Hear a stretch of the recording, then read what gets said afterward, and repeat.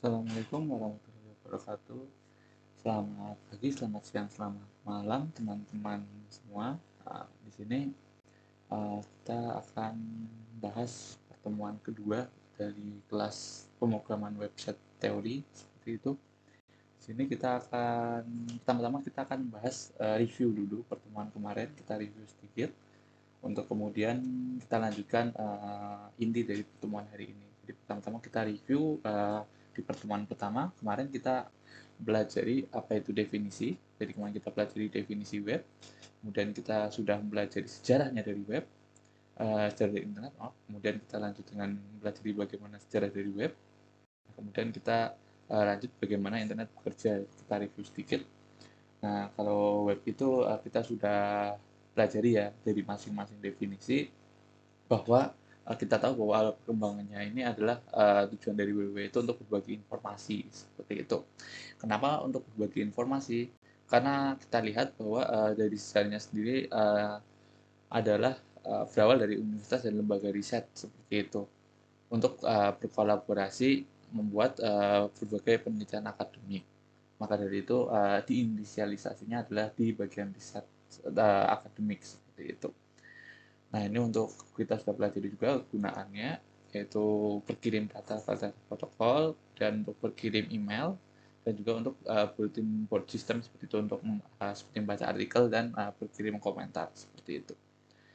Nah, ini jadi dari awalnya untuk internet, kemudian akhirnya untuk militer, dan akhirnya pada akhirnya kita kenal internet yang kita tahu saat ini seperti itu bisa digunakan untuk umum. Itu tadi untuk internet, kemudian kita lanjut ke web. Jadi setelah internet berjalan, baru dikembangkan web yang seperti kita tahu yaitu pada 1980. Di sini dikembangkan oleh tim Berners-Lee seperti itu.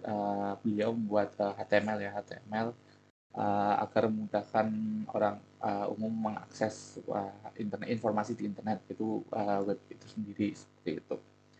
Ini untuk bentuk awalnya ya terlihat sederhana ini. Kalau sama seperti kalau kita praktekkan di materi praktikum web kemarin, kalau hanya HTML ya hanya seperti ini saja bentuknya, si simpel seperti belum seperti yang halaman yang kita kenal seperti itu. Untuk cara kerjanya sendiri, kita kemarin sudah belajar intinya TCP ini bagaimana mengirimkan datanya, seperti itu protokol bagaimana mengirimkan datanya, IP address, DNS, URL ini berkaitan dengan alamat, di alamat maupun di mana resource yang akan kita minta, seperti itu resource atau sumber daya yang kita minta, seperti itu. Dan aplikasi layer protokol ini adalah aplikasi-aplikasi apa saja yang ada di internet seperti itu, dan HTTP ini adalah protokol yang kita gunakan untuk dengan mengakses web seperti itu. Hypertext Transfer Protocol di sini kita lihat ya, mana kita sudah bahas protokol paket-paket data dipecah-pecah seperti itu, kemudian ketika ada yang gagal akan mengirimkan kembali seperti itu. Nah, kemudian ini ada variasi lain, ada UDP, yaitu tidak mempedulikan apakah semua data error diterima oleh kliennya seperti itu ya. Jadi UDP hanya satu arah saja. Nah, kemudian untuk bahas IP address sebenarnya hanya alamat seperti itu.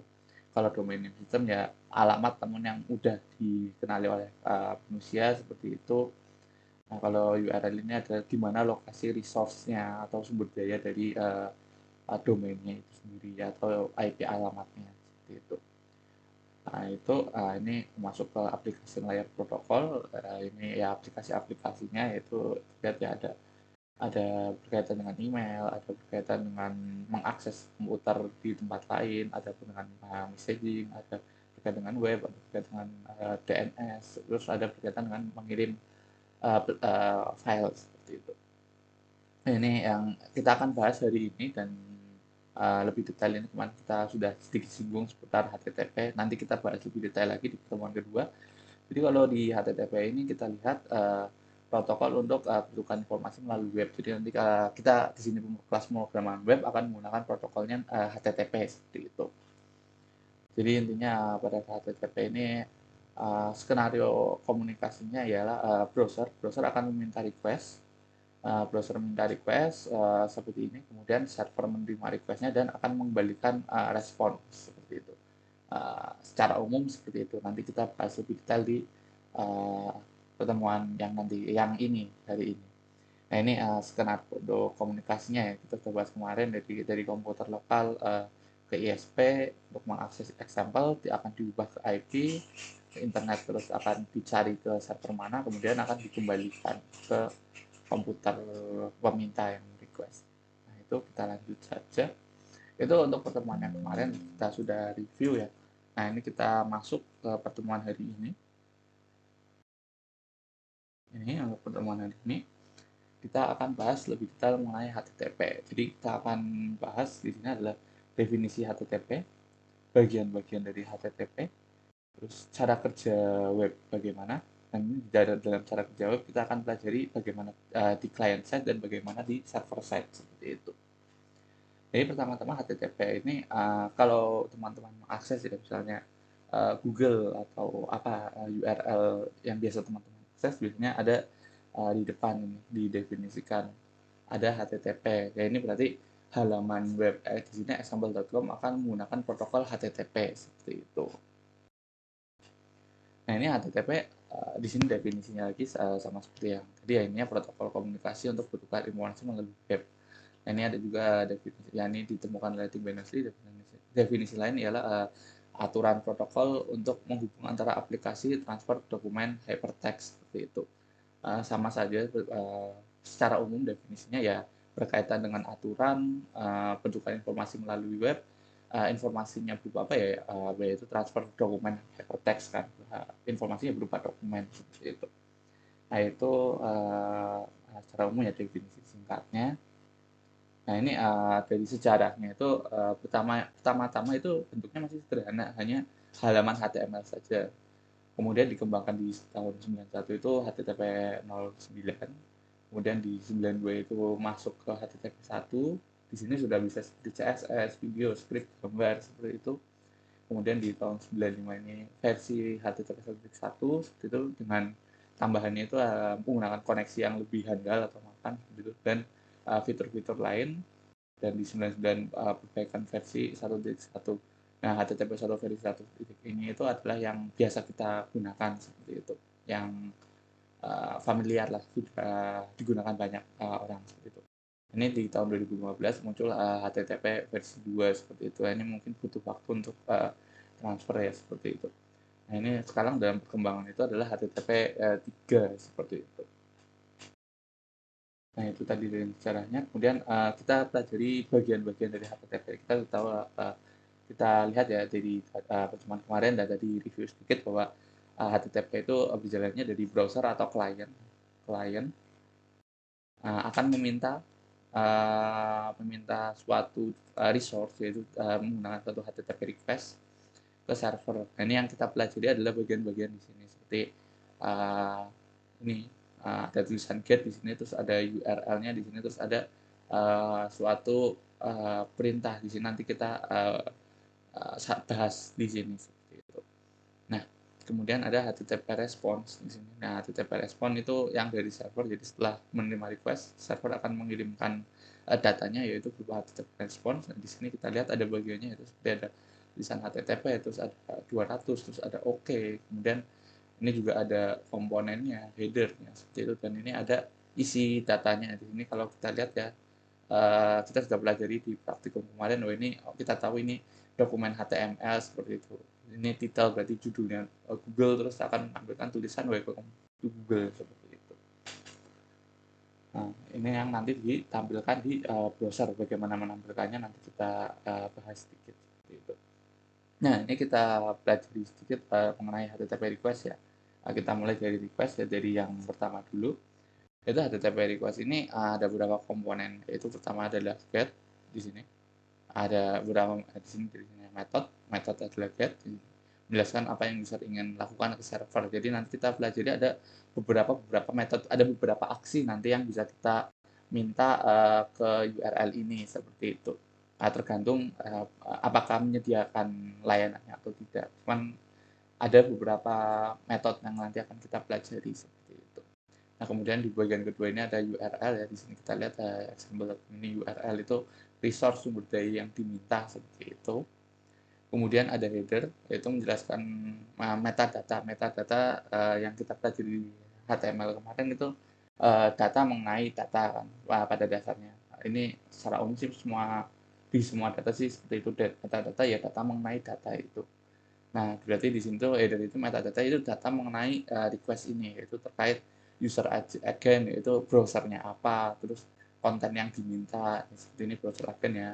Terus di sini ada konten yang diminta itu apa, di sini berarti kita minta HTML, XHTML maupun XML seperti itu.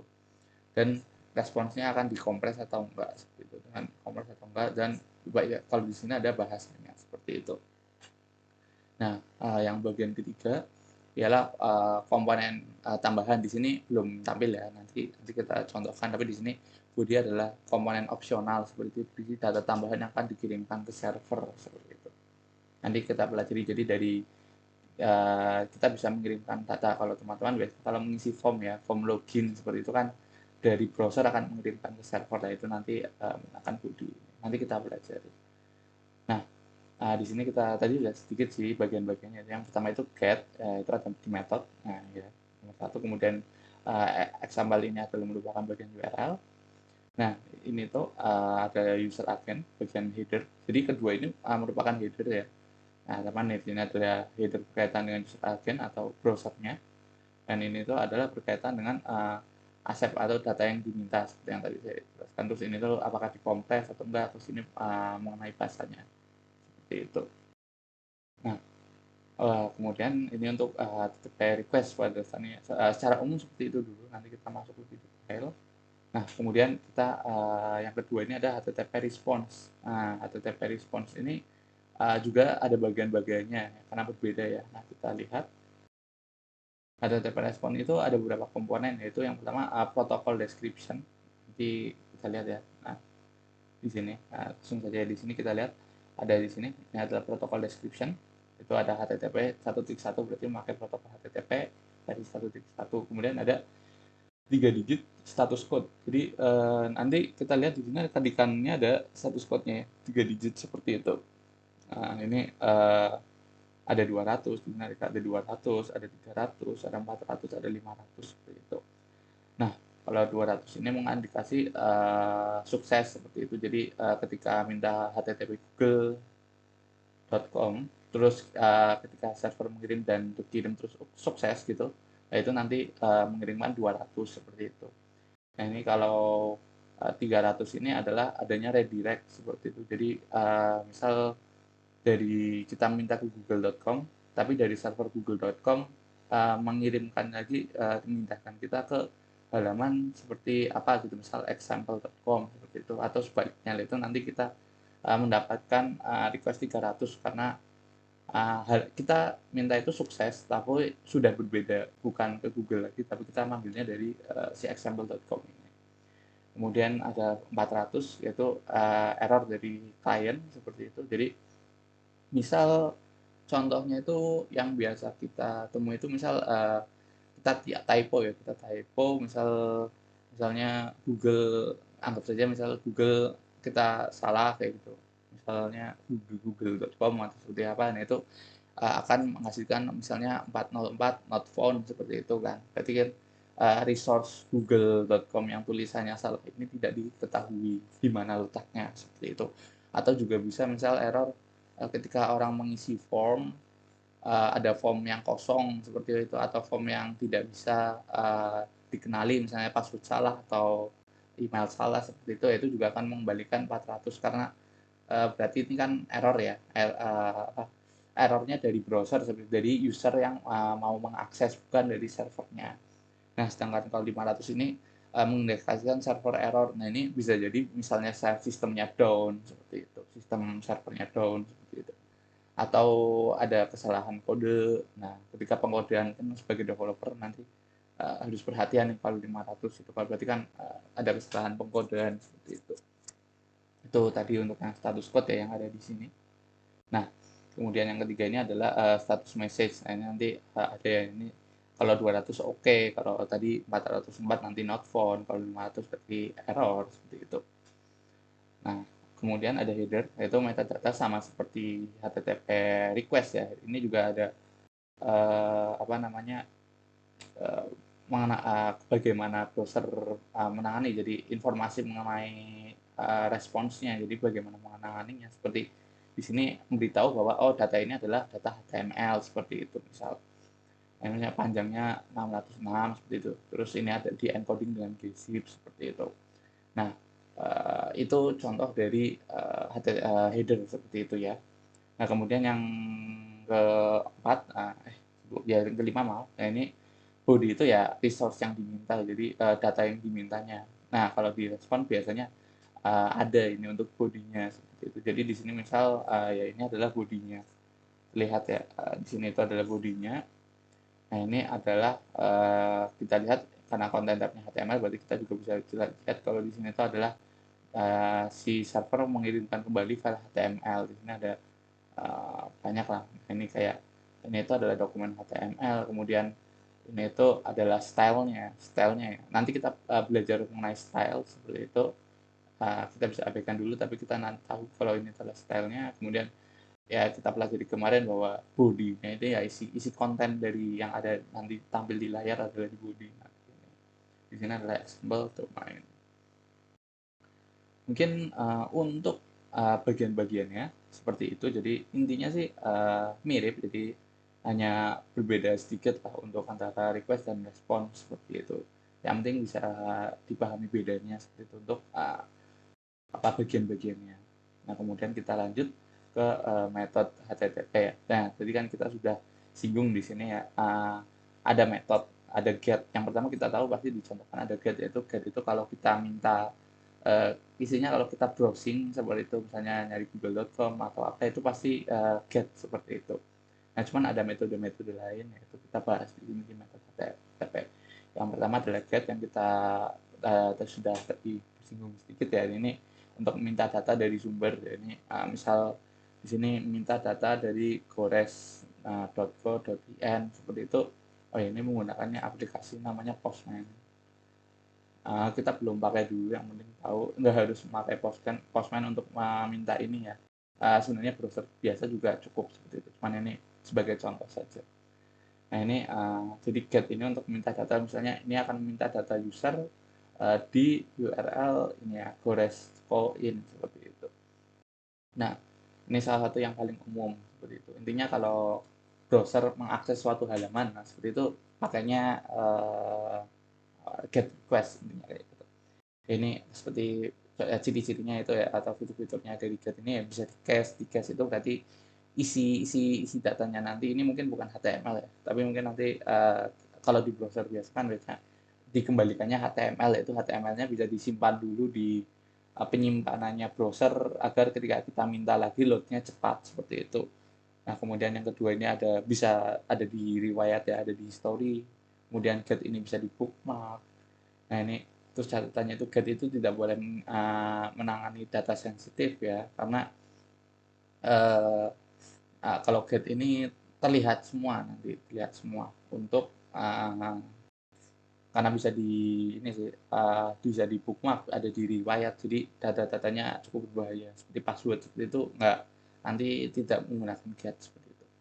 Nah, ini ada batasan panjangnya, terus digunakannya hanya untuk meminta data seperti itu ya, karena fungsinya untuk meminta data untuk fitur lain nanti ada metode lain seperti itu untuk get ya, intinya get ya, get itu meminta data seperti itu. Nah, kedua adalah post request seperti itu. Nah, post request ini adalah ketika mengirim data ke server atau memperbarui sumber daya. Nah, ini misal contohnya itu yang biasa kita lihat, palingnya menambah data. Misalnya sederhananya sih ini, misalnya ada username dan password. Nah, ini terus ada oke seperti itu ya, misalnya ini username, ada password gitu. Nah, ini akan mengirimkan kan dari browser mengirimkan data seperti itu. Nah, kalau dari browser yang mengirimkan data ini harus menggunakan metode post seperti itu. Nah, atau misalnya admin admin gitu untuk menambahkan data, misalnya data mahasiswa ditambah, nah itu juga menggunakan metode post seperti itu. Nah, kalau metode post ini nanti tidak disimpan di browser ya, history kayak gitu. Nah, jadi lebih aman lah, lebih tidak terlihat seperti itu. Nah, ini contohnya ya. Dan ini contohnya kalau post ada bodinya, jadi di request ini ada body seperti itu. Kalau post dengan kalau get itu tadi kita lihat nggak ada. Nah, seperti itu untuk post. Nah, kita lanjut. Jadi post ini intinya untuk mengirim data atau create data seperti itu. Kalau menambah data baru seperti itu. Untuk itu menggunakan post. Kalau get itu ya untuk melihat, melihat saja seperti itu. Kita lanjut. Nah, kalau put, nah ini ada yang ketiga yaitu put request. Nah, put ini untuk memperbarui sumber daya, intinya ya mengupdate. Nah, seperti itu ya, mengupdate data. Jadi misal suatu admin ingin melakukan update data mahasiswa seperti NIM-nya diganti atau ganti nama, ini nanti perlu menggunakan metode put. Nah, ini sifatnya itu memanggil permintaan yang menghasilkan hasilnya sama gitu. Jadi kalau post itu akan, kalau istilahnya menambahkan row baru ya. Misalnya ada row 1 di post, nanti nambah row 2, nanti nambah row 3. Sedangkan kalau put ini sifatnya mesti ada di database itu ada 2 tabel, kemudian kita update tabel yang ini, ya datanya tetap hanya ada 2 saja, nggak berubah jadi 3 atau 4 gitu. Nah, ini adalah put. Jadi put ini kalau istilahnya untuk kita update gitu. Kalau kita lihat di sini berarti ini akan mengupdate yang user dengan ID 21 seperti itu. Nah, itu ya. Terus di sini juga untuk put memiliki body seperti itu. Sama seperti post. Nah, kayak gitu. Karena ada data yang dikirim dari browser, ada yang dikirim ke server seperti itu. Nah, kemudian yang keempat atau yang terakhir, mungkin ini 4 yang familiar, ada yang lain cuman yang umum saja dipakai. Ini ada delete gitu. Jadi delete itu ya seperti namanya untuk menghapus, hapus seperti itu. Nah, ini akan menghapus sumber daya yang ditentukan. Gitu. Nah, kalau ini misalnya kita lihat ini berarti akan menghapus data 1 seperti itu. Nah, mungkin itu ya. Jadi kita sudah tahu tadi ketika lihat itu menggunakannya get, membuat itu create itu menggunakannya post. Nah, ketika update itu menggunakannya put, dan kita delete itu menggunakannya ya delete. Nah, ini intinya kan CRUD ya. Nah, nanti istilahnya dasarnya web sih adalah CRUD gitu. Jadi nanti sih ada tugas strukturnya nanti membuat suatu CRUD sistem. Nah, di dalam sistemnya itu ada operasi CRUD-nya seperti itu. Seperti itu saja. Tapi nanti dijelaskannya lebih detail nanti sih ada seperti itu. Nah, kita lanjut. Nah, ini ada komponen lainnya yaitu header seperti itu. Yang tadi sudah disinggung yaitu data mengenai data seperti itu. Nah, di sini ada beberapa ya, misalnya otorisasi, kemudian ada content type, nah itu ada user agent, mengaccept file apa, encoding apa, seperti itu yang sering kita temukan seperti itu. Intinya ya datanya. Kalau otorisasi berarti ini nanti kita pelajari bentuk otorisasi. Intinya ya yang minta ini itu siapa seperti itu, kodenya. Nah, mungkin nanti kita pelajari nanti ya. Kita lanjut saja. Nah, ini untuk respons code-nya ya, tadi ada yang 200, 300, 400, 500 seperti itu. Terus ini ada teksnya tadi sesuai ya. Kalau 200 itu oke, kemudian ini sukses. Kalau 300 ketemu, oke, tapi bahwa resource-nya sudah berubah seperti itu karena di redirect. Kemudian kalau 404 itu tidak ketemu, misalnya salah URL seperti itu. Kalau 500 itu ya internet server error karena ada suatu error di server. Ini responsnya kayak itu kan sudah ya, ada status code terus ada message-nya seperti itu. Nah, kita lanjut. Di sini kita sudah belajar seputar HTTP. Dan ini ada perkembangan dari HTTP yaitu HTTPS, di mana S-nya itu adalah secure. Nah, di sini kalau kita lihat di berbagai web, biasanya web yang cukup penting kayak gitu menggunakannya HTTPS. Kenapa sih perlu menggunakan HTTPS? Jadi di HTTP, jadi ketika browser suatu komputer akan meminta ke server, kemudian server akan mengirimkan kembali ke browser seperti itu. Di sini ada potensi data-data yang di sini akan dilihat oleh hacker seperti itu ya. Dan ini namanya itu adalah paket sniffing, yaitu membaca pesan yang dikirim bolak-balik seperti itu.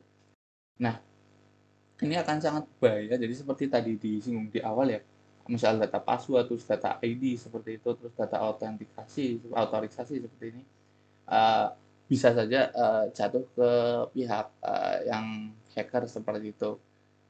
Mungkin selain hacker, kalau paket sniffing ini juga penting untuk network ya, misal memperhatikan network di suatu jaringan itu penting. Cuman kan kalau ada pihak yang menyalahgunakannya yaitu si hacker ini, seperti itu. Nah, untuk menghindari ini, artinya hacker itu melakukan paket sniffing, maka dikembangkannya adalah HTTPS seperti itu atau secure-nya. Nah, ciri-cirinya itu di HTTPS ini pesannya itu adalah dienkripsi baik menggunakan TLS maupun SSL seperti itu. TLS itu perkembangan dari SSL ya seperti itu. Ini nanti ada menggunakan sertifikat istilahnya ya bertukar kunci seperti itu. Jadi datanya dienkripsi. Jadi ketika ada di komputer, misalnya komputer browser ke server, sini datanya akan dienkripsi seperti itu.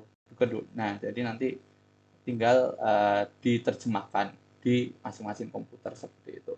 Jadi lebih aman. Jadi walaupun ada yang di tengah monitor jaringan yang ada di melakukan paket sniffing seperti itu, tidak langsung ketahuan karena melakukannya itu sudah dienkripsi terlebih dahulu dan kuncinya yang hanya dipunyai oleh browser dan si server seperti itu.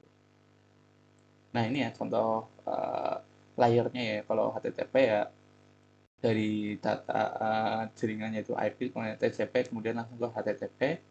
Ini untuk layer jaringannya. Nah, kalau HTTPS ini ada satu layer tambahan yaitu adalah SSL atau TLS-nya seperti itu untuk keamanannya. Jadi sebelum ke HTTP ke ke SSL atau TLS.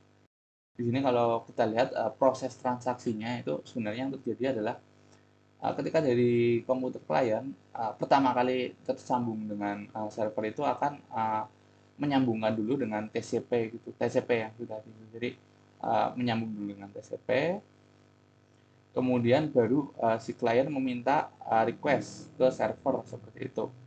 Yang tadi kita sudah pelajari ya, browser meminta ke server, kemudian server membalikan ke browser, dan kemudian TCP akan menutup koneksi. Itu untuk yang HTTP biasa. Sedangkan untuk HTTPS sama, yaitu klien akan nyambung ke server. Ini kalau ini tuh portnya ya, ini menggunakan port 80, sedangkan di sini menggunakan port 443 seperti itu. Nah, cuman itu hanya masalah port aja, port default web itu 80, port SSL 443 seperti itu. Nah, ini kalau tadi kembali lagi, kalau HTTPS itu pertama TCP-nya connect, kemudian akan saling bertukar SSL gitu atau TLS seperti itu, bertukar kunci istilahnya. Nah, kemudian baru mengirimkan data yang terenkripsi, saling bertukar data. Jadi klien mengenkripsi, kemudian nanti di server didekripsi. Nah, di server juga mengenkripsi, kemudian ketika membalikan respon, si klien mendeskripsi data yang sudah dienkripsi oleh server. Sehingga kalau ada yang di sini tuh datanya data terenkripsi seperti itu. Nah, setelah sudah terkirim, maka klien akan menutup SSL-nya. Jadi ini SSL-nya menandai dibuka, kemudian di sini SSL-nya menandai ditutup seperti itu, dan kemudian menutup koneksi. Ini karena ini dibuka ditutup. Jadi sama, bedanya ada di tengah. Nah, ini untuk penukaran kuncinya atau security-nya itu ada di sini, yaitu beberapa ya. Jadi mengirim sertifikat seperti itu, kemudian server jadi klien meminta sertifikat, kemudian server mengirimkan sertifikat, kemudian memberikan kunci ya, memberikan kuncinya. Nah, kemudian untuk kuncinya dipakai seperti itu. Dan untuk untuk handshake-nya atau ya komunikasinya seperti itu untuk SSL. Ini untuk bedanya HTTP dan HTTPS. Itu ini terlihat memang HTTPS lebih aman ya. Oh ya, mungkin sebelum lanjut, mungkin HTTPS ini penting ya, terlihat bahwa ini sangat aman, berarti HTTPS ini sebenarnya sangat penting kalau teman-teman ingin seperti bank gitu, aplikasi perbankan atau aplikasi yang berhubungan dengan misal kredit card atau keuangan seperti itu kan butuh data yang secure ya, atau mungkin data pemerintahan gitu, data pemerintahan kan butuh HTTPS. Nah itu mungkin perlu menggunakan HTTPS. Tapi mungkin kalau teman-teman hanya seperti landing page, web profile kayak gitu, HTTPS tidak terlalu apa namanya perlu banget, cuman tidak apa-apa kalau langsung juga mengimplementasi HTTPS seperti itu. Nah ini itu sudah tadi. Nah ini kita lanjut ke cara kerja dari web sendiri seperti itu. Nah ini kita sudah pelajari kan, jadi bahwa pengiriman datanya intinya seperti itu. Jadi dari klien minta data URL ke internet, internet ke server, server nanti apa namanya menampilkan seperti itu, menampilkan filenya, kemudian kembali lagi seperti itu kan pada dasarnya. Nah di sini kita lihat ada dua proses, yaitu ada proses di klien dan ada proses di server. Nah ini dari data yang sudah dikirim tadi melalui HTTP request tadi, yang HTTP request, HTTP request, kemudian HTTP responsnya ya, respon ini request. Nah ini bagaimana sih si klien ini uh, menampilkan si responsnya ini, dan bagaimana si server menangani request dari klien. Nah ini kita bahas ya. Di sini ada dua sisi, yaitu yang pertama ada sisi browser bagaimana mengoperasikannya, kemudian nanti di server itu bagaimana mengoperasikannya juga seperti itu, menangani operasinya. Nah kita pertama di sisi browser dulu.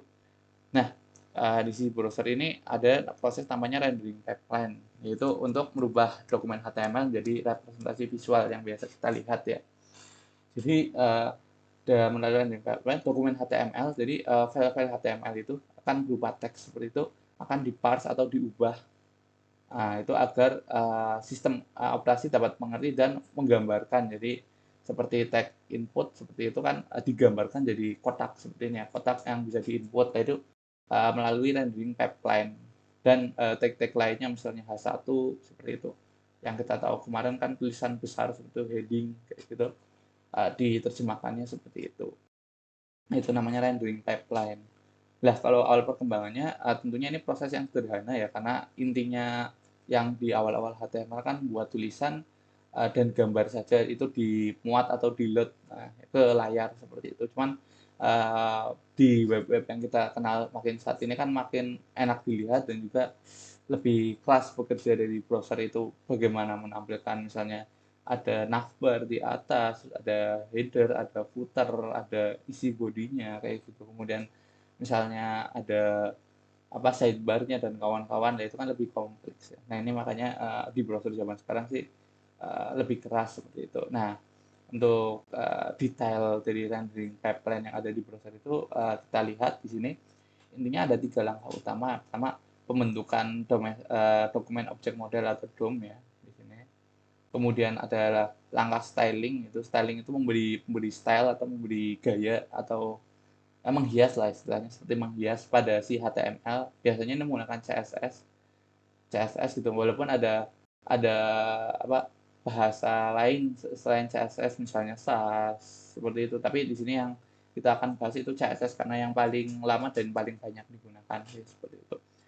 Kemudian ada JavaScript, jadi itu agar membuat si HTML itu interaktif seperti itu. Interaktif, user bisa melakukan apa saja sih di HTML itu menggunakannya nanti JavaScript seperti itu.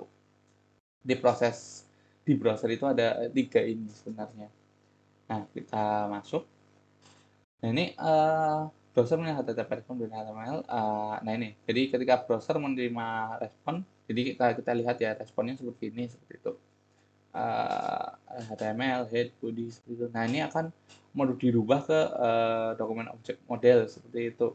Nah direpresentasikan tag-nya itu ke dalam suatu model. Jadi kalau kita buka inspect elemen, kita akan lihat biasanya seperti ini.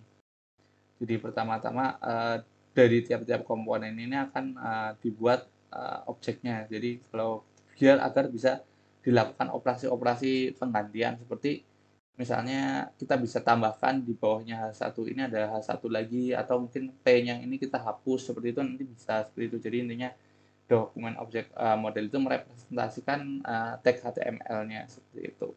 Nah, ini namanya adalah DOM tree seperti itu karena membentuk pohon dari kode HTML kan juga kita lihat ini bentuk pohon ya. Nah, ini juga bentuk pohon. Nah, seperti itu. Ada beberapa tag HTML yaitu seperti script, style, image, font, dan video ini mereferensikan ke sumber daya lain. Nah, misal import dari luar, itu akan membuat browser melakukan HTTP request kembali untuk mendapatkan sumber daya. Jadi, ketika membuat dokumen objek model, ketika menemui beberapa script seperti ini, nah, font dan video, browser akan melakukan request lagi. Jadi, setelah tadi misalnya browser, terus ini server, pertama kan merequest file HTML-nya kan, minta dong file HTML-nya, kemudian server mengirimkan. Nah, kemudian ketika menemui oh ada image gitu kan belum diterima oleh browser, maka meminta kembali ke server, meminta misalnya img.jpg seperti itu, kemudian server akan mengirimkan lagi. Nah, ini seperti itu. Mungkin contohnya kita bisa lihat di ini. Kita bisa lihat ya di sini. Di sini kita sudah belajar contohnya kemarin ini. Kemudian kita coba refresh sini. Nah, mungkin nggak terlihat beda ya. Nah, tapi di sini ketika kita buka network, jadi caranya adalah buka klik kanan, lalu inspect, lalu ke network.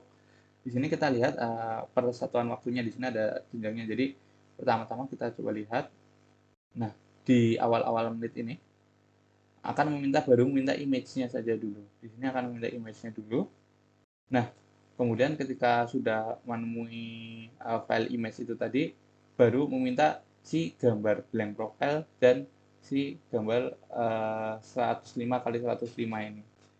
Nah, itu contohnya. Jadi akan ada, kalau di dalam sini itu ya ada tiga proses seperti itu. Nah, ketika nah ini kalau HTML salah itu browser akan membetulkan dengan menutup tag yang belum ditutup. Nah, jadi misal kita salah, kita typo di sini, misal di sini H2, di sini H1, maka akan dibetulkan seperti itu. Misal dibuka tapi belum ditutup, kayak gini juga akan dicari pembetulannya gitu oleh HTML. Nah, itu kelebihannya HTML, namun riskan di mana yang dimaksud dengan komputer dan dimaksud dengan pengkodeannya itu berbeda. Itu ada potensinya seperti itu. Kemudian ini yang nanti akan kita pelajari yaitu styling. Jadi setelah terbentuk maka akan digambarkan seperti itu. Jadi nanti ada selektor itu memilih misalnya tag HTML apa akan diberi style apa seperti itu. Jadi akan milih tag HTML untuk diimplementasi stylingnya seperti itu. Ini ada variasi ya, bisa sederhana, bisa kompleks seperti itu. Nah, ini renderingnya ini pada saat ini cukup banyak logiknya ya, karena perkembangan internet ya. Kalau di awal-awal itu sederhana, cuman kalau saat ini kan stylenya banyak gitu, jadi sangat kompleks seperti itu. Nah, ini masalah lain adalah konsistensi. Jadi kita tahu ada browser Edge, ada browser Chrome gitu, terus ada browser Mozilla, mungkin ini yang tiga yang terbesar ya. Ini bagaimana agar tampilan di ketiga browser ini sama. Kemudian tampilan bagaimana misal dibuka di web, di web ini di komputer ya, atau di web PC misal, terus dibuka di Android, dibuka di iOS kayak gitu, agar tampilannya terus dibuka di tablet gitu, agar menyesuaikan. Dan ini juga PR ya seperti itu. Nah, ini bagaimana agar intinya konsisten. Nah, ini misalnya konsistensi, namun zaman sekarang sih lebih penting ya. Browser modern ini cukup konsisten, jadi agak mirip dibandingkan dulu ketika Edge masih menggunakannya itu Internet Explorer kayak gitu, kan sangat beda sekali nanti tampilannya seperti itu. Terus yang ketiga ini ada JavaScript. Nah, kalau JavaScript ini untuk merespon aksi user, jadi agar lebih interaktif seperti itu. Nah, namun JavaScript ini nggak seperti styling. Jadi kalau styling itu tadi DOM-nya selesai, ini udah selesai dulu. itu baru diberi style. Sedangkan kalau JavaScript, ketika ada teks script maka akan mengeksekusi JavaScript walaupun DOM-nya itu belum selesai. Jadi misalnya ada script di sini, script untuk mengakses tag ini nanti ada jadi sebelum P yang kedua ini ada script, tapi setelah yang ada P. Nah, ini ingin mengakses P yang kedua. Ini akan error seperti itu. Nah, mungkin secara umum seperti itu sih. Nanti kita bisa tahu lebih jauhnya. Nah, ini ada potensi masalah ketika kode JavaScript akan mengakses DOM pada DOM tree gitu, yang belum ada, nah, yang belum selesai dibuat maksudnya seperti itu. Mungkin nanti ada cara bagaimana agar si JavaScript-nya ini tidak menimbulkan error gitu, nanti ada. Kita bahas nanti saja. Nah, cuman ini secara umum JavaScript ini bisa dimanfaatkan oleh hacker ya, berbahaya seperti itu karena mengakses memerintahkan kode berjalan di komputer lain seperti itu. Nah, ini ada batasannya sehingga melalui browser security model itu ada aksi yang diizinkan dan tidak diizinkan dan yang diizinkan gitu. Kalau yang tidak diizinkan secara umum sih operasi-operasi menggunakan sistem operasi seperti itu, yang mengakses sistem operasi. Misal ini membuat proses atau mengakses proses pada sistem operasi tidak boleh, kemudian membaca memori itu tidak boleh, mengakses storage local disk itu tidak boleh, kemudian melihat jaringan, nah kemudian mengambil fungsi sistem operasi misal ini shutdown atau restart kayak itu nggak boleh, tidak bisa dilakukan di JavaScript seperti itu. Nah, untuk aksi yang diizinkan ini yang berkaitan dengan halaman browser seperti itu, yaitu memanipulasi DOM, memanipulasi ini. Jadi menambahkan satu tag di sini, menghapus tag di sini, mengganti isinya seperti itu bisa dilakukan di JavaScript nanti. Nah, ini menerima respon aksi dari user. Nah, ini ya misalnya menerima tombol up, misalnya tombol klik saya itu nanti menampilkan pop up yaitu merespon aksi, kemudian pemanggilan HTTP bisa nanti melalui JavaScript, tidak jadi seperti mengakses browser di dalam ini ya, perintah JavaScript seperti itu. Membuat page baru dan refresh ini diizinkan, kemudian membuat navigasi page berdasar history browser, jadi nanti bisa maju mundur seperti itu. Kemudian minta lokasi user dan minta izin untuk notifikasi, ini berdasarkan permission juga ya seperti itu. Nah, kalau dari sisi server, nah ini sebenarnya tadi kita sudah lihat ya, kalau browser minta ke server dan server membalikan. Nah, tadi kita lihat bagaimana ketika server membalikan ini digambarkan di browser. Nah, ini sekarang kita lihat bagaimana ketika si browsernya ini mengirim dan menyiapkan untuk si server menyiapkan untuk dikirim seperti itu. Nah, pada dasarnya web server ya program komputer mengirimkan HTML page untuk merespons permintaan. Jadi intinya ya web server itu adalah program komputer biasa sih untuk mengirimkan HTML page aja seperti itu. Nah, namun pada model web server si halaman HTML-nya itu dinamis seperti itu berdasarkan database. Jadi tidak seperti yang kita bikin di pertemuan kemarin itu kan kita buat halaman HTML satu persatu belum pakai database, itu masih statik. Nah, ini nanti di model ini dinamis seperti itu. Nah, ini ada dua tipe konten ya. Nah, dua tipe konten tadi saya singgung. Ini ada statis, ada dinamis seperti itu. Nah, kita lebih pelajari lebih detail seperti itu. Tipe konten yang pertama yang ada di HTTP server yaitu yang statis. Nah, kalau statis ini yang cirinya yang tidak berubah ya, seperti HTML kan nggak berubah, file gambar, file lain seperti suara, video seperti itu kan tidak ada perubahan lah. Jadi nanti yang dikirimkan ya itu apa saja sesuai filenya.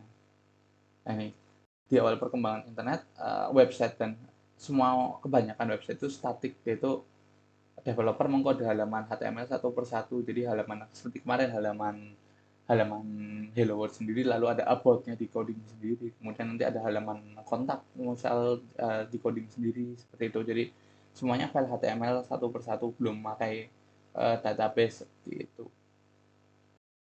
Nah, ini jadi kita seluruh file yang ada nanti harus di copy ya ke dalam server kemudian di restart seperti itu. Jadi bayangkan misal Tokopedia itu halaman 1 di coding misal halaman 1.html, nanti ada halaman 2.html, halaman 3.html, itu kan berat ya. Nah, itu makanya kalau yang kita tahu di misal Tokopedia itu makanya dinamis seperti itu. halaman 1, 2, 3 itu sebenarnya hanya satu kode saja seperti itu. Nah, ini kalau contoh di zaman dulu ini yang statik itu misalnya ini ya Space Jam ya. Ini semuanya masih menggunakan HTML atau HTM sama saja. Itu lokasi di servernya ini kita lihat ya. Di sini adalah spacejam.htm, kemudian ini adalah toonsprem.htm. Jadi ini semuanya masih di coding satu persatu seperti itu. Jadi belum memakai database sama sekali. Ini zaman dulu. Nah, kemudian yang tadi kita sudah belajar yang static resource. Nah, kalau yang dynamic resource ini ya ini yang datanya akan mengambil dari database untuk merubah isi dari HTML dan mengembalikan respon HTTP. Jadi dinamis seperti itu, tidak tetap seperti itu. Nah, ini kenapa diciptakan ini di Microsoft ya, karena kalau membuat file HTML satu persatu akan makan waktu lama ya. Jadi contohnya yang tadi sudah dicontohkan itu Tokopedia halaman 1, halaman 2, halaman 3, halaman 4, itu kan sangat ribet ya. Ini makanya menggunakan dynamic resource kan praktis, buat siapkan satu halaman, ambil dari database untuk data produknya seperti itu. Nah, ini contohnya ini ya, kelebihannya itu ya bisa untuk membuat satu halaman macam data, contohnya tadi halaman produk seperti itu, mana personalisasi pada akun seperti itu. Jadi misal apa namanya, akun setiap halaman membedakan tampilan kepada tiap usernya seperti ini. Dan ini juga sama ya, membedakan tampilan data seperti data yang ditampilkan di saya dan teman-teman beda seperti itu. Nah, kemudian hal lain itu dibuat secara dinamis. Ini memungkinkan karena dinamis itu tadi, ambil sumbernya itu dari database. Ini yang berkaitannya itu intinya ya template dan database sebenarnya kalau dynamic resource berkaitan eratnya. Nah, kalau template ini mungkin sebelum masuk ke template, pada awalnya itu dynamic resource itu menuliskan menggunakan bahasa Perl. Web itu akan menuliskan halaman HTML. Jadi misal kalau yang kita kemarin kan kita tulis misal index.html, bukan index tapi misal hello world.html kayak gitu kan. Nah, kalau dynamic resource di awal perkembangannya ini ada suatu file kode yang akan menciptakan berbagai file, misalnya 1.html. Ini penamaannya hanya istilah saja, kemudian misalnya b.html, c.html seperti itu. Nah, ini membuat file HTML-nya tidak terorganisir seperti itu. Jadi satu kode ini bahasa Perl menciptakan beberapa file, ini nanti jadi berantakan istilahnya. Nah, untuk mengatasi hal ini menggunakan template file. Jadi nanti template file dibuat dengan HTML, namun ada pemrogramannya. Jadi nanti ada misalnya ini ada satu file. Nah, ini akan ditampilkan secara berbeda-beda, namun tidak menggenerate file baru. Jadi hanya template.html saja seperti itu misal. Nah, nanti ditampilkannya berbeda-beda ke user A, user B, user C seperti itu. Nah, ini nanti di operasi template ini bisa mengambil data dari database, lalu misalnya ada if tertentu, misalnya if data kosong, tampilkan kosong, kalau ada tampilkan tabel seperti itu. Atau mungkin melakukan looping seperti itu di dalam sini juga memungkinkan. Jadi kalau template itu ya seperti HTML tapi ada perintah-perintah bahasa pemrogramannya, logika pemrogramannya seperti itu. Nah, kalau database sendiri itu menggunakan database untuk menyimpan data pengguna dan data ini ya, ini untuk web modernnya seperti itu. Kalau ini sudah ada dari zaman dulu, ini digunakan untuk memudahkan pencarian dan maintenance-nya seperti itu. Nah, namun hingga akhirnya nanti diimplementasi di web seperti untuk database. Nah, ini nanti kita pelajari dua untuk database, yaitu SQL atau relasional ya, jadi disimpan di tabel. Lah kalau non SQL itu tidak pakai tabel atau skemales, jadi skema ya, tanpa skema seperti itu. Nanti jadi fieldnya itu bisa ditambahkan secara bebas seperti itu, jadi struktur datanya tidak terstruktur gitu, non struktur. Nah, itu nanti kita bahas keduanya seperti itu, mendalami bedanya juga untuk SQL apa, non SQL apa. Nah, tapi nanti kita pelajari, intinya kita tahu bahwa dinamik resource itu ya berkaitan dengan database dan template itu tadi. Jadi nanti template yang mengambilnya dari database ya database yang teman-teman tahu, misal MySQL atau Oracle atau yang lainnya seperti itu. Nah, mungkin untuk pertemuan ini cukup seperti ini dulu. Mungkin kalau ada pertanyaan bisa di grup seperti itu, atau gampang ditanyakan. Nah, untuk teori cukup saya kira. Terima kasih. Wassalamualaikum warahmatullahi wabarakatuh.